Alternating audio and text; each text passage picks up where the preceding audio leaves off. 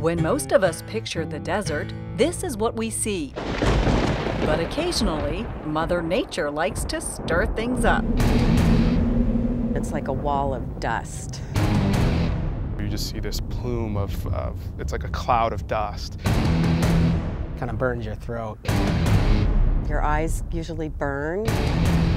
A dust storm in Arizona builds pretty fast. Kind of looks like a haze over the city.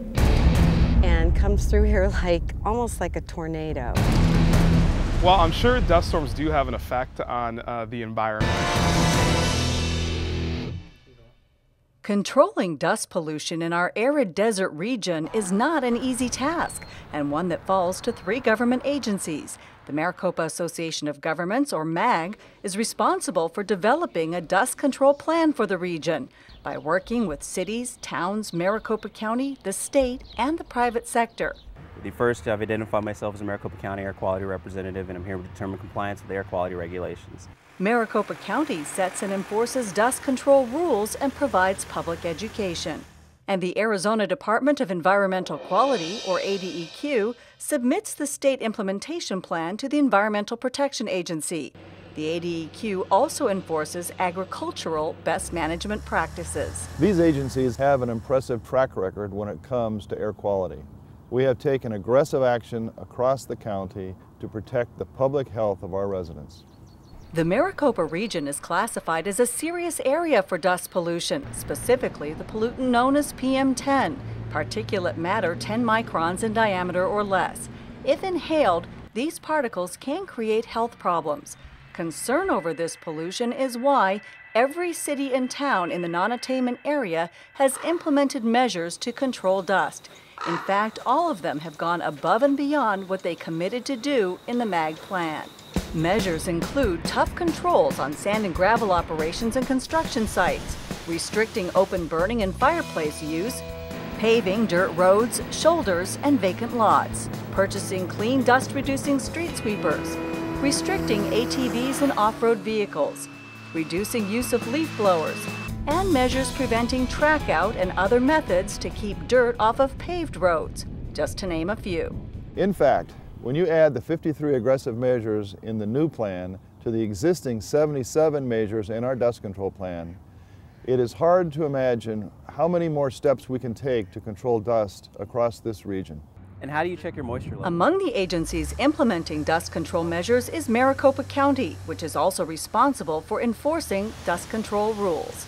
Maricopa County operates 15 of the 17 air monitors in the region. We have strict rules in place to protect public health. We take pride in working closely with the industry to ensure violations don't occur. But when they do, make no bones about it, we get very strict and hold polluters accountable. When any single air quality monitor records more than 3 exceedances in a 3-year period, it counts as a violation. Due to violations of the PM10 standards, MAG was required to submit a plan to the EPA. The plan, comprising hundreds of pages, demonstrated how the region would reduce particulate pollution by 5% each year until the standard was met. MAG submitted the 5% plan by the required deadline in December 2007. The plan demonstrated the region would reach attainment by 2010, but the EPA never took action on the plan. When the EPA failed to act on the plan in the 2 years that passed after it was submitted, the Arizona Center for the Law and Public Interest filed a lawsuit against the EPA. In settling the lawsuit, the EPA agreed to take final action on that plan by January 2011. Then the EPA stunned the region by announcing that the action it was proposing to take included a partial disapproval of the MAG plan. Disapproval of this plan has both short-term and long-term implications. What happens in January is that we are immediately put under what's called a conformity freeze. This means we can make no changes to our transportation plan. This has the impact of many projects, but especially things like our proposed light rail extension here in Mesa. If the disapproval goes on longer, then the EPA could impose sanctions on both business and industry. And ultimately, the federal government could disallow over $1 billion in funding for transportation, and we could not proceed with any large transportation projects. If the EPA takes the action it says it will take in January, it will be devastating to our economy, which is already suffering from the recession and the foreclosure crisis. The EPA cited several reasons for the proposed disapproval, including failure to attain the standard due to 4 exceedances at the West 43rd Avenue monitor during 2008, the first year of the 3 years the region would have to stay clean. While MAG and ADEQ were aware of the exceedances, the agencies believed they would not count against the region because they were caused by high wind exceptional events. Congress recognized there are events such as high winds and wildfires that can't be controlled by a dust control plan. So Congress amended the Clean Air Act to allow for exceptional events so that regions wouldn't be punished.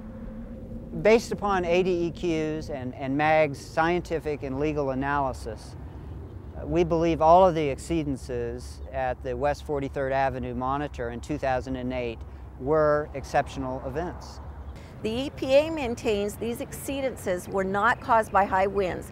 Part of the rationale was if there were high winds, other monitors in the area or the whole region would have also been going off. Come on, I'm a native Arizonan. You who live in Arizona, even for a short time, know that in Arizona we have very isolated dust devils, microbursts, small little storms over a small area. Our non-attainment area is more than 2,900 square miles. It is unrealistic to think that a storm in the valley would have to cover the entire 2,900 miles to be considered an exceptional event. We believe that because the EPA was under a time pressure due to the lawsuit, they didn't take the time needed to adequately consider the data submitted. In fact, if EPA had ruled just one of the days in question was an exceptional event, 2008 would be considered a clean year. The simple fact is we live in a desert where dusty, silty soils prevail. There is no plan that can control high winds. EPA needs to consider the scientific data that we submitted and reevaluate its findings. There's just too much at stake for them to not do a thorough job of this analysis. Concerns over how the EPA administers the exceptional events rule go well beyond Maricopa County. In fact, the Western States Air Resources Council, a coalition of 15 western states that includes Arizona, has formally objected to EPA's implementation of the rule. We believe EPA's rule is unclear and inconsistently applied. It's unclear as to what the appropriate documentation is needed. It's inconsistently applied across the United States. That's why Arizona and Westar have asked EPA to fix the rule. It is especially concerning that part of the problem is the exceptional events rule. The EPA administrators admit that this rule is flawed, and yet they contend that they have to apply this flawed rule against us in the Valley. It's time that we fix this rule so that we don't have to continue to contend with it as we move forward. Elected officials are also concerned about the impression the EPA's decision has left on Valley residents. Many mistakenly believe that air quality has gotten worse, when in fact it has dramatically improved. We need to set the record straight. The air is clean in Maricopa County. We care about the quality of our air, and we have taken aggressive steps to make sure that the air quality in Maricopa County is healthful for our residents. In fact, the region has taken major strides in cleaning our air. We were one of the first areas in the country to implement an alternative fuels program. We have one of the most stringent auto emissions testing programs in the nation. We are in attainment of federal air quality standards for carbon monoxide, 1-hour ozone, and fine particulate matter known as PM 2.5. MAG is currently co-sponsoring a pilot project to implement electric vehicle charging stations in the Sun Corridor. And the MAG Regional Council has helped cities and towns clean the air by allocating more than $23 million for dust-reducing street sweepers and nearly $29 million to pave unpaved roads. Along with the exceptional events, the EPA also cited concerns with how emission sources were calculated in the plan, which was developed at the height of the construction boom. We know the economy has changed, and we recognize that some of the sources may be different today than they were at the time the plan was developed. But regardless of the amount of emissions each source contributes, It is important to point out that our plan includes measures that address every source, and we believe it's working. MAG and ADEQ are working to resolve the technical issues with the plan. Even with a modified plan, however, the agencies say it is imperative that the exceptional events rule be modified to better consider dusty desert regions like ours. At the end of the day, all of us, the cities, the towns, the county, the state, and the federal government have the same goal. We want to improve the quality of our air. I'm optimistic that we can do this if we work together. But time is running short. The clock is ticking.